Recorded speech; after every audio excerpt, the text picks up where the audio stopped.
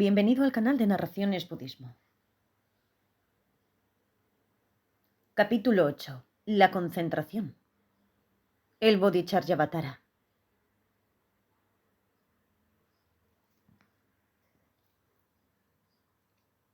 De este modo, habiendo desarrollado la diligencia, es necesario que el espíritu permanezca concentrado, pues el hombre distraído cae entre los caminos de las emociones perturbadoras. En la soledad del cuerpo y del espíritu no surgen las distracciones. Por ello, se debe abandonar el mundo y desechar completamente las conceptualizaciones. No se abandona el mundo a causa del apego familiar y por el deseo de los bienes materiales. Por esto mismo, debo abandonar completamente todo esto y seguir la conducta de los sabios. Habiendo visto que las emociones perturbadoras son vencidas por la visión suprema, Vipassana, Thakton, propiciada por la perfecta calma mental, lo primero es procurar la calma mental que se realiza con la certidumbre gozosa del desapego al mundo. El ser transitorio que tiene un gran apego por otro ser transitorio no podrá ver a su bienamado durante millares de vidas. Si no lo veo, soy infeliz y mi mente no puede permanecer en paz. Y si lo veo, nunca tengo bastante y soy atormentado por el deseo como antes. Si permanezco apegado a los seres, se oscurece completamente la perfecta verdad última de todas las cosas. Mi renuncia al mundo es destruida y finalmente vuelvo a ser torturado por el sufrimiento. Puesto el espíritu solamente en estas cosas, esta vida transcurrirá sin sentido. Aunque el Dharma es inmutable, será destruido por el apego a mis amigos y familiares transitorios. Si mi conducta es igual a la de los seres inmaduros, también lo será mi destino, y ciertamente iré a parar a los reinos inferiores. Pero si por fortuna no me conduzco igual que ellos, ¿qué sentido tiene poner mi confianza en los seres mundanos? En un instante se hacen mis amigos, y al siguiente instante se convierten en mis enemigos. Puesto que se disgustan incluso en situaciones felices, es difícil complacer a tales seres. Si les digo algo virtuoso, se enfadan y me desvían del bien. Y si no escucho lo que me dicen, se irritan, por lo que van a parar a los reinos inferiores. Tienen celo de sus superiores, competencia respecto a sus iguales y arrogancia para con los inferiores. Vanidosos cuando se les alaba, se irritan cuando se les dice algo desagradable. Nunca se obtiene provecho alguno con los seres samsáricos. Si te asocias con los seres ordinarios, es seguro que nunca obtendrás provecho alguno, sino que perderás el tiempo como los niños, ufanándote de lo tuyo, despreciando a los otros y hablando de los goces de la vida. Por esto, relacionarse con los demás de esta manera solamente trae miseria, puesto que ellos no me pueden aportar beneficio alguno, tampoco yo a ellos. He de huir lejos de los seres mundanos. Si me los encuentro, debo complacerlos, pero no intimar con ellos. He de limitarme a ser correcto, sin más. Tal como la abeja que toma la miel de las flores, debo cultivar solo lo que es bueno para el Dharma y permanecer indiferente como si nunca los hubiese visto antes. Si poseo riquezas, honores, y me regocijo mucho por ello, alimentando así mi propia importancia, experimentaré miedo en el momento de la muerte. Por eso, sea cual sea el objeto al que la mente confusa se apega, todo eso que se ha atesorado se convierte en un sufrimiento 1000 veces mayor. El que es hábil no se debe apegar, pues el apego trae el miedo. Habiéndolo entendido perfectamente, los que son firmes rechazan las cosas de esta índole. Aunque resulta que puede tener muchas riquezas, fama y celebridad, por muchas riquezas y renombre que haya adquirido, cuando llegue la muerte no podré llevarme nada. ¿Por qué regocijarme cuando me alaban si otros me desprecian? ¿Por qué disgustarme cuando me desprecian si otros me alaban? Si incluso el victorioso no pudo complacer las múltiples aspiraciones de los seres, ¿qué necesidad de mencionar a un ser inferior como yo? Por esto, quiero abandonar la intención de relacionarme con los seres mundanos. Desprecian a los que no tienen dinero y hablan mal de los que lo tienen. Difícil asociarse con seres de tal naturaleza, tan difíciles de alegrar. Ha sido dicho por los tathagatas que no se debe establecer amistad con los seres mundanos, sean quienes sean, pues estos seres pueriles no buscan más que su propio interés, por lo que nunca son felices. ¿Cuándo podré habitar en los bosques, junto a los animales, los pájaros y los árboles, que no me dicen nada desagradable y están felices con mi compañía? He de vivir al pie de un gran árbol, en una cueva o en algún templo vacío. No mirar nunca atrás y cultivar el desapego. ¿Cuándo podré habitar al fin en un lugar que no considere mío, amplio y vacío, en el que pueda conducirme sin apego? ¿Cuándo llegará el momento de vivir sin miedo, con un bol de mendicante y las pocas cosas necesarias, llevando ropas deshechas por todos y sin tener que esconder este cuerpo? Instalado en un cementerio, ¿cuándo entenderé que mi cuerpo y los esqueletos de los otros están por igual en el camino de la destrucción? Y entonces, a causa del olor de mi cuerpo mismo, incluso las raposas evitarán mi proximidad.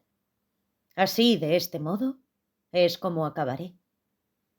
Aunque este cuerpo aparece como algo único, la carne y los huesos crecen en mutua dependencia, y del mismo modo que los amigos y demás seres queridos, serán separados y destruidos. He nacido solo, y también moriré solo. Este aspecto del sufrimiento no puede ser redimido por otro. ¿Para qué sirven entonces los amigos que obstaculizan mi práctica? Del mismo modo que los que están de camino se detienen en un lugar, asimismo, los que se encuentran en el camino de las existencias se detienen en esta vida.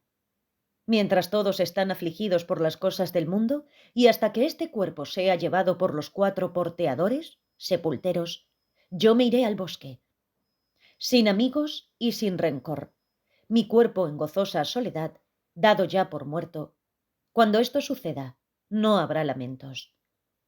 Al no haber nadie cerca de mí que me perturbe con sus lamentos, nadie me distraerá de la presencia de Buda. Por esto, debo vivir solo conmigo mismo, feliz y tranquilo, y con pocas dificultades, en un bosquecillo muy hermoso y alegre, en el que apaciguar todas las distracciones. Abandonando todo otro pensamiento, con el espíritu concentrado, debo esforzarme a fin de controlarlo hasta lograr el estado de ecuanimidad. Los deseos ocasionan un montón de males, tanto en este mundo como en el siguiente. En este somos matados, esclavizados, mutilados, y en el siguiente realizamos los infiernos.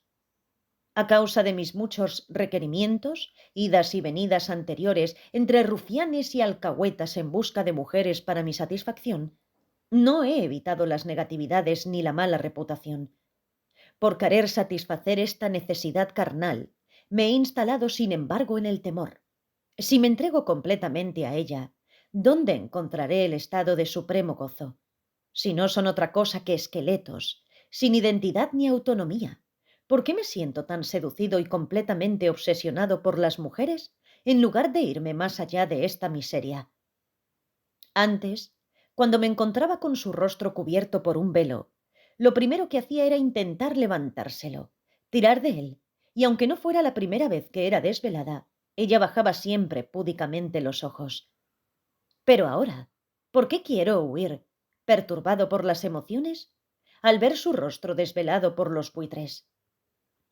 Tanto como la protegía antes de la mirada de los demás, fuesen quienes fuesen, ¿por qué ahora no la protejo de la gran codicia de los que se la comen? Ahora, viendo este montón de carne que están comiendo los buitres y otros pájaros, me doy cuenta de que he ofrecido adornos, sándalo y guirnaldas de flores a la comida de otros. Si me asusto al ver los esqueletos, aunque no se mueven, ¿por qué no me dan miedo esos cadáveres andantes, zombis que se mueven por unos pocos impulsos? Si deseo esto cuando está cubierto, ¿por qué no lo deseo cuando no lo está? Puesto que no tengo necesidad de ello, ¿por qué abrazarlo cuando está cubierto? Si la saliva y los excrementos, ambos, surgen exclusivamente de la comida, ¿por qué me gusta su saliva y no los excrementos? No encuentro ningún placer sexual en un cojín de algodón suave al tacto. Pero lleno de deseo, confundido, me entrego a lo impuro sin pensar en el desagradable olor que desprende. La gente lujuriosa, perversa y obcecada dice que no puede acostarse solo con algodón, aunque sea suave al tacto. Al contrario, solo pensarlo, esto les produce irritación. Si no me siento atraído por lo que es impuro, entonces, ¿por qué abrazar las partes de otros cuerpos que son jaulas de huesos conectados por músculos pegados con el barro de la carne? Yo mismo estoy hecho de muchas cosas intrínsecamente impuras que he de experimentar continuamente, pero obsesionado por la impureza, deseo los sacos de basura de otros. Si me gusta su carne, deseo tocarla y verla, ¿por qué no la deseo en su estado natural de cadáver? Pero si esto que deseo es su espíritu, resulta imposible tocarlo o verlo. Todo lo que puedo ver y tocar no es el objeto de la sabiduría. Entonces, ¿por qué debo abrazarlo sin sentido? No es asombroso ignorar que el cuerpo de los demás es de naturaleza impura, pero sí es muy sorprendente no advertir que el de uno mismo es intrínsecamente impuro. Habiendo rechazado el joven loto abierto a los rayos del sol libre de nubes, ¿cómo es que me regocijo en una jaula de impurezas, arrastrado por la debilidad de mi espíritu impuro? Si no deseo tocar una ropa o lugar manchado de excrementos, ¿cómo es que deseo tocar el cuerpo del que surgen? Si no tengo apego por lo impuro, ¿cómo es que abrazo las partes mórbidas de otro ser que se han desarrollado a partir de la semilla de una matriz impura? El hecho es que no experimento deseo alguno por un pequeño gusano sucio salido de la basura. ¿Cómo puedo entonces desear un cuerpo, por naturaleza impuro, nacido también de la basura? No solamente no repudias tu propia naturaleza impura, sino que llevado por la concupiscencia, deseas otros sacos de impurezas. Incluso la comida más deliciosa y agradable, tal como el arroz cocido y los vegetales, cuando se escupe o cae de la boca, ensucia el suelo en el que cae. Si dudas de la impureza del cuerpo, aunque sea evidente, has de ir a los cementerios y mirar en lo que se han convertido los cuerpos impuros de otros arrojados ahí. Cuando la piel se abre, produce un gran espanto. ¿Cómo una vez conocida la evidencia puedo aún experimentar placer? El perfume con el que se unta el cuerpo, tal el como el del sándalo y otros, no es el olor de su cuerpo. Así que, ¿por qué me siento atraído por él a causa de algo que no le pertenece? Si el cuerpo huele mal por naturaleza, ¿no es mejor el desapego al mismo? ¿Por qué los que desean las cosas insignificantes y fútiles del mundo lo untan con deliciosos perfumes? Además, ¿cómo aparece este delicioso olor del sándalo en el cuerpo? ¿Por qué apegarse a otros cuerpos a causa de un perfume que les es ajeno? La naturaleza del cuerpo desnudo, sucio de barro, los cabellos y las uñas largos, los dientes amarillos y malolientes, es temible por sí misma. ¿Por qué afanarme en limpiarlo? Es como limpiar el arma que te agolpeará.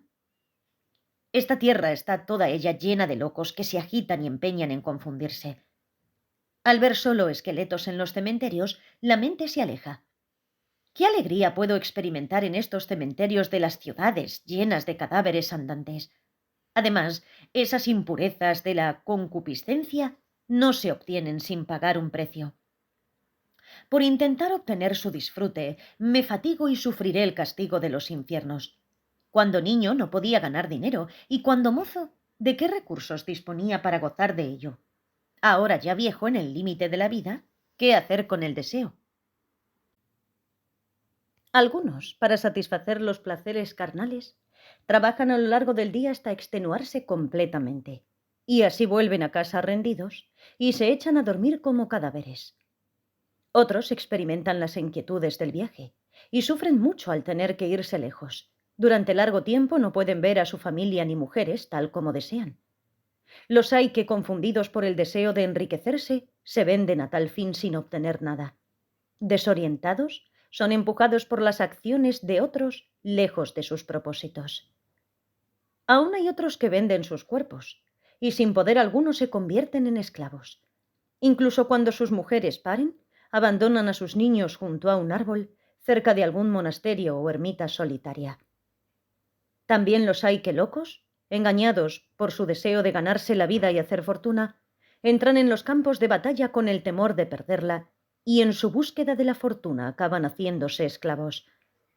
Algunos más, debido a su ambición, son mutilados. Otros son empalados en un agudo bastón, apuñalados e incluso quemados. Esto es sabido. Es conveniente conocer el montón de problemas sin fin que traen las riquezas. Se vive atormentado por las ganancias, el ahorro y las pérdidas, y por apego a las mismas se pierde la oportunidad de liberarse del sufrimiento de las existencias. Todos esos, esclavos del deseo, experimentan mucho sufrimiento y algún pequeño alivio, pues tal como los animales de tiro pueden ver comer de vez en cuando un poco de hierba. A causa de este pequeño y vulgar provecho, que incluso los animales de tiro pueden obtener, afligido por mis acciones, pierdo esta rara oportunidad del perfecto nacimiento humano con sus libertades y adquisiciones. Ciertamente, lo que se desea será destruido, y caeremos entonces en los infiernos. Sin embargo, las fatigas y dificultades que surgen durante el tiempo empleado en obtener la budeidad no son grandes. Las dificultades para obtener el estado de Buda, para los que se aplican en el camino de la iluminación, son una millonésima parte de las que experimentan los que están poseídos por el deseo, que soportan grandes sufrimientos sin conseguir la iluminación. Conviene contemplar los sufrimientos de los infiernos y demás reinos de existencia. Las armas, el veneno, el fuego, los precipicios. Nada de todo eso es comparable al daño causado por los deseos, nuestros enemigos. Y así, escarmentado por el deseo, experimentaré la alegría de vivir en lugares solitarios, en la paz de los bosques vacíos de querellas y emociones perturbadoras. Los que son afortunados gozan de bellas casas de grandes piedras planas, oreadas por el olor del sándalo a la luz de la luna, y se pasean con la brisa de los bosques silenciosos y apacibles, pensando en la manera de beneficiar a los demás. Residen, tanto como quieren, en casas vacías, al pie de los árboles y en grutas, y por haber abandonado el sufrimiento de tener que apropiarse o retener algo, sea lo que sea, viven a su aire muy relajados. Viven independientes, libres de deseos y ataduras con otros seres. Difícilmente, incluso los poderosos, pueden conseguir una existencia tan satisfactoria y feliz. De esta manera, reflexionando sobre las cualidades de la soledad, apaciguan completamente los pensamientos y meditan en el espíritu iluminado. En primer lugar, me esforzaré en meditar sobre la igualdad de uno mismo y los demás. Puesto que todos deseamos la felicidad y rechazamos el sufrimiento, protegeré por igual a todos los seres. Aunque el cuerpo está hecho de distintas partes y miembros, para protegerlo completamente se considera que es uno. De la misma manera, la dicha y las penas de los diversos seres, todos deseos de felicidad, deseosos, como yo, se deben considerar como siendo de uno mismo. El sufrimiento que experimento no es dañino para el cuerpo de los otros, y si yo sufro de un modo insoportable es por considerarlo como propio. Igualmente, aunque los sufrimientos de los demás no caen sobre mí, al considerar su sufrimiento como propio se hace difícil de soportar. He de aliviar el sufrimiento de los demás seres, y al fin y al cabo es sufrimiento, lo mismo que el mío, y debo beneficiarles porque son seres sensibles lo mismo que yo. Desde el momento en que yo y el otro, ambos, deseamos por igual la felicidad, ¿por qué me esfuerzo especialmente en lograr solo mi propia felicidad? De la misma manera que ambos, tanto el otro como yo, no deseamos el sufrimiento, ¿qué hay de especial en mí? ¿Por qué me protejo yo y no al otro? Sin embargo, ¿por qué protegerles si su sufrimiento no me causa daño alguno? Si es así, ¿por qué me protejo del sufrimiento por venir que aún no me daña? Existe la idea y el pensamiento erróneo de atribuirnos la experiencia por venir, pero el que muere y el que nace, uno y otro, son radicalmente distintos. Sin duda alguna, cuando hay sufrimiento nos protegemos del mismo, pero el sufrimiento del pie no es el de la mano. ¿Por qué lo protege entonces? Aunque quizás este ejemplo no sea el apropiado, esto sucede a causa del apego a mi persona y lo que no es cierto para mí ni para los otros debe poder ser abandonado. Se dice que el continuo mental y los agregados son tan ilusorios como un rosario o un ejército. Si no hay quien sufra, entonces ¿quién puede llegar a controlarlo? No hay propietario del sufrimiento, y si no hay manera de distinguirlo en sí mismo, ¿por qué doy aquí por sentado que he de eliminarlo? ¿Por qué combatir el sufrimiento? Lo dicen todos sin discusión. Si el sufrimiento debe ser apartado, que lo sea para todos, y si no debe serlo, que no lo sea para nadie, tampoco para mí.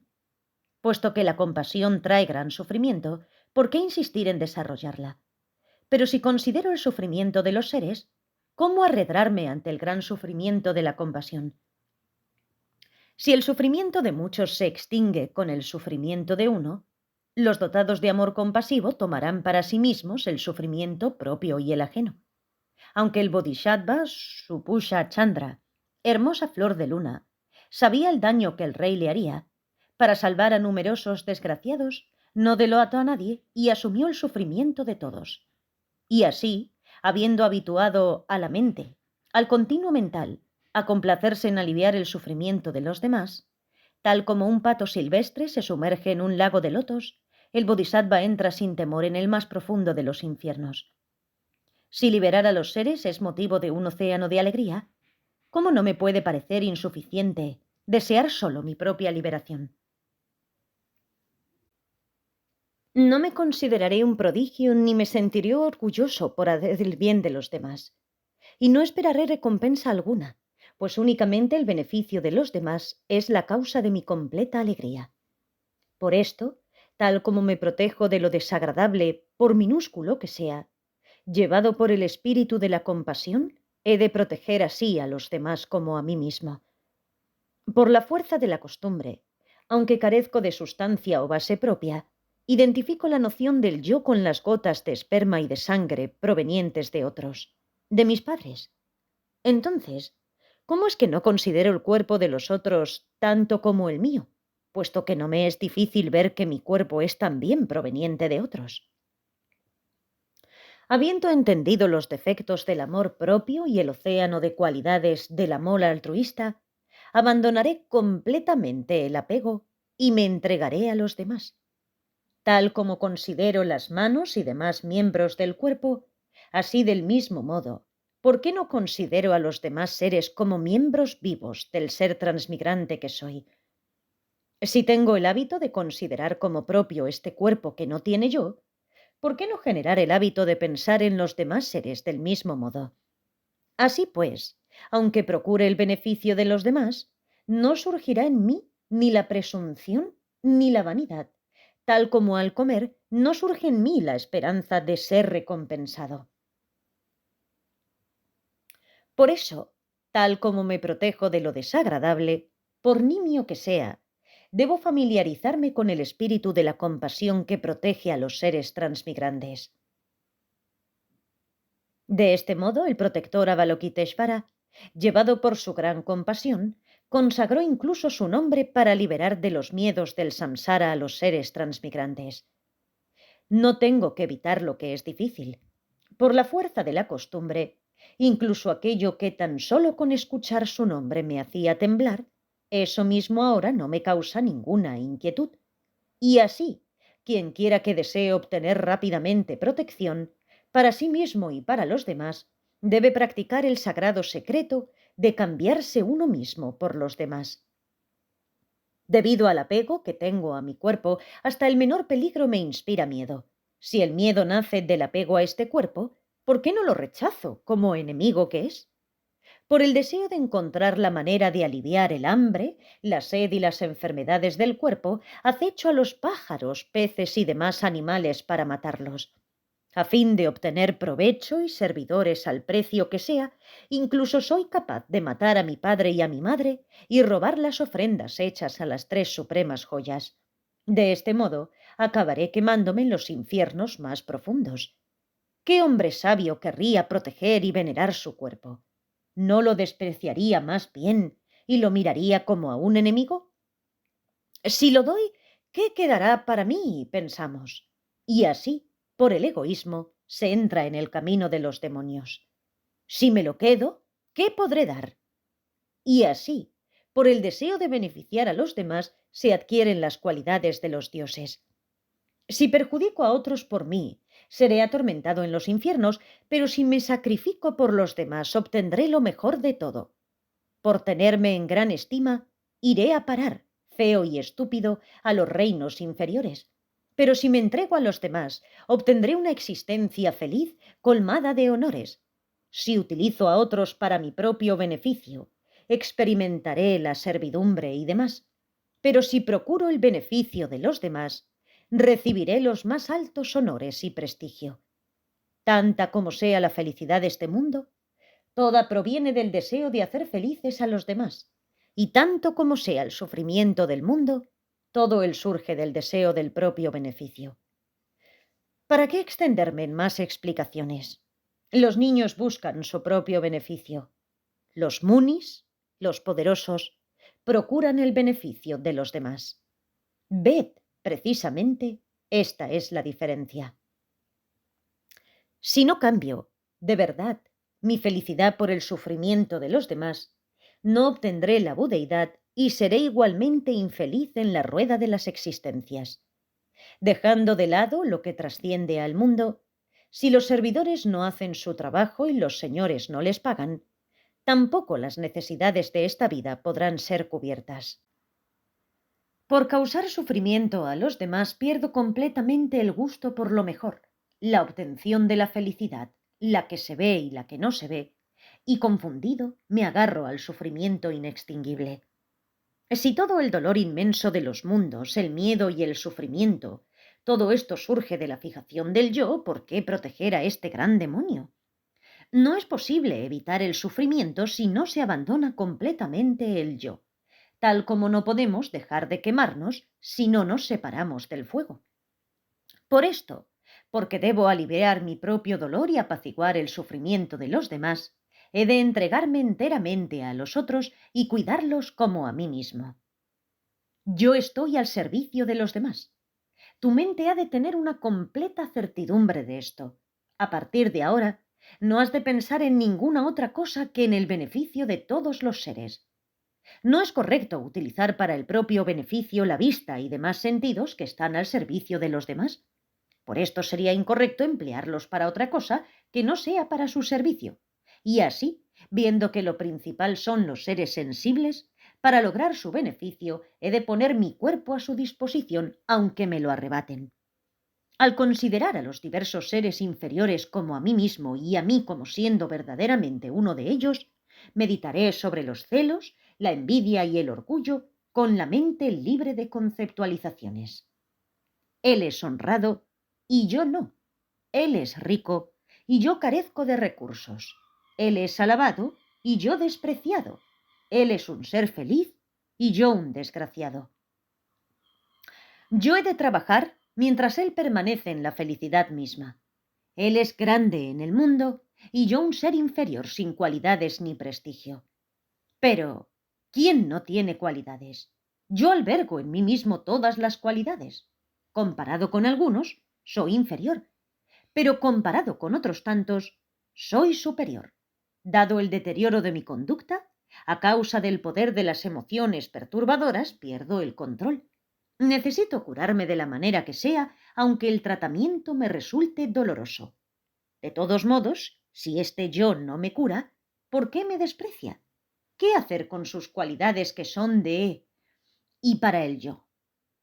Por su falta de compasión para con los seres que se encuentran en la boca envenenada de los reinos inferiores, externamente se muestra orgulloso de sus cualidades y hace por rebajar a los sabios. En presencia de sus iguales, a fin de superarlos en honores y riquezas, Incluso está firmemente dispuesto a querellarse con ellos para conseguirlo. Por todos los medios a su alcance, mostrará sus cualidades al mundo entero, pero no dejará hablar a nadie de las cualidades de ningún otro, sean las que sean. Así pues, escondiendo sus defectos, será venerado, pero no así el otro, y a partir de sus riquezas y ganancias superiores será cubierto de honores, pero no así el otro. Durante largo tiempo ha esperado ver con regocijo cómo el otro caía en lo incorrecto y era escarnecido a su vez, objeto de burla para todo el mundo. He aquí al que, llevado por sus emociones perturbadoras, quiso competir conmigo. Pero eso no es igual a mí en estudios, inteligencia, educación, rango o riqueza. Y así, al escuchar sus cualidades proclamadas por todos, se le erizan los pelos de placer y goza de la más completa satisfacción. Incluso, si el otro tiene alguna posesión o riqueza, si trabaja para él, le dará justo lo necesario para sobrevivir y le arrebatará lo que le queda. He de quebrantar su felicidad, hacerle pagar el daño que me ha hecho siempre. Por causa suya he sido perjudicado cientos de veces en el ciclo de las existencias. Aunque tu mente ha pasado innumerables calpas haciendo y deseando su propio beneficio, causándote por ello grandes fatigas, tú solo has obtenido sufrimiento. Por esto, a partir de ahora, me entrego definitivamente al beneficio de los demás, y puesto que la palabra de Buda es infalible, en el futuro veré el fruto. Si en el pasado hubiera actuado así, una situación como esta, carente de la perfecta felicidad de Buda, no sería posible. Así como concibes como propia la gota de esperma y de sangre de otros, asimismo tienes que habituarte también a considerar al otro. Al haber analizado meticulosamente el pensamiento, el deseo del otro, si aparece algo en mi cuerpo que puede ser usado para su beneficio, me privaré yo mismo de ello para dárselo. Soy feliz y el otro no lo es. Soy enaltecido y el otro rebajado. Soy beneficiado y el otro no. ¿Por qué no tengo celos de mí mismo? ¿Qué hacer? ¿Cómo actuar en la vida? Por medio del examen de mis defectos, he de separarme de la propia felicidad y tomar sobre mí el sufrimiento de los demás. Incluso las faltas cometidas por los demás, he de asumirlas como propias y las mías, aunque sean pequeñas, he de admitirlas abiertamente delante de todos. He de proclamar la fama del otro y ocultar el brillo de mi propio prestigio. Tal como un sirviente ordinario, debo emplearme para el beneficio de todos. Esta naturaleza defectuosa no debe ser alabada porque tenga algunas cualidades transitorias. Así pues, aunque tenga alguna de estas cualidades, no he de darlas a conocer a nadie. En resumen, a fin de ser útil y con el propósito de beneficiar a los seres sensibles a los que he perjudicado, sea cual sea el daño que les haya hecho, que caiga sobre mí. Debo dejar a un lado las maneras violentas y no ser arrogante. He de actuar como una recién casada, modesta, tímida y con discreción. Y así pues, lo que has de hacer es mantener esta actitud y no proceder como antes. Debes controlar esto, pues de otro modo, si fallas, se acabará tu oportunidad presente. Será el fin. De todos modos, aunque has sido advertido, tu mente no hace caso. En función de ello, caerás en toda clase de errores y tú mismo acabarás destruyéndote. Pero el tiempo en el que tú, el egoísmo, me dominabas, ha pasado. Ahora veo por mí mismo cuál es tu naturaleza. Hagas lo que hagas y donde sea, destruiré tu arrogancia. Ahora mismo he de destruir este pensamiento de acumular para mi único provecho. Te voy a poner al servicio de los otros, no me acobardaré y les ofreceré mi energía. Pues si me distraigo y no te doy a los seres, tú mismo con toda seguridad me entregarás a los guardianes del infierno. Así es como durante largo tiempo he sido empujado por ti al camino del sufrimiento, recordándote con rencor escarmentado, destruiré tu egoísmo. Si deseo ser feliz, no debo separarme de los demás para buscar mi propio beneficio. Y del mismo modo, si deseo ser protegido, he de proteger a los demás. Tanto como cuide mi cuerpo y lo proteja de todo, tanto caerá él mismo en la miseria. por haber caído en este error. Si mis deseos no pueden ser perfectos, ¿quién puede darles satisfacción sobre la tierra? Incapaz de satisfacer mis deseos, quebrantado por las emociones perturbadoras, surge el descontento. Pero si por el contrario no dependo en nada de todo esto, entonces ni tan siquiera me daré cuenta de lo que falte en mi patrimonio. Por esto, al deseo del cuerpo no se le debe dar la oportunidad de crecer. Percibirlo como inconveniente es su mejor riqueza. Al final este cuerpo terminará convirtiéndose en polvo. Incapaz de moverse dependerá de los demás. ¿Por qué debo considerarme como siendo esta cosa impura e insoportable? Viva o muerta, ¿para qué me puede servir esta máquina? ¿En qué se diferencia de un montón de cualquier otra cosa? ¿Por qué no me puedo deshacer del orgullo? Por cuidar del cuerpo se cultiva el sufrimiento sin sentido alguno. ¿De qué sirve el apego y la aversión para esos que permanezcan como un trozo de madera? ¿Por qué he de estar apegado y cuidarme así, si no me causa apego ni aversión, e incluso me parece correcto ser comido por los buitres? Puesto que incluso mi cuerpo no conoce el enfado cuando lo menosprecio ni se alegra cuando lo elogio, ¿por qué he de apesadumbrarme por él? Pero el caso es que este cuerpo y yo somos hermanos y le deseo lo mejor. Todos los seres aman su propio cuerpo. Siendo así, ¿cómo es que no me regocijo con el deseo de lo mejor para su cuerpo? Para beneficiar a los seres, he de entregarles este cuerpo libre de todo apego. Aunque son muchas mis faltas y debo experimentar sus consecuencias, he de conservarlo para ellos. Y así pues, basta ya con esta actitud infantil. He de seguir los pasos de los sabios. Recordando sus consejos con atención, debo apartarme de la inconsciencia misma. Tal como los muy compasivos hijos de Buda, he de adquirir el hábito de la paciencia. Esforzándome día y noche, voy a ir más allá del sufrimiento hasta la liberación final. Con este propósito, a fin de despejar los velos, alejaré mi espíritu de la confusión y entraré en la meditación ecuánime con una perfecta y continua visualización.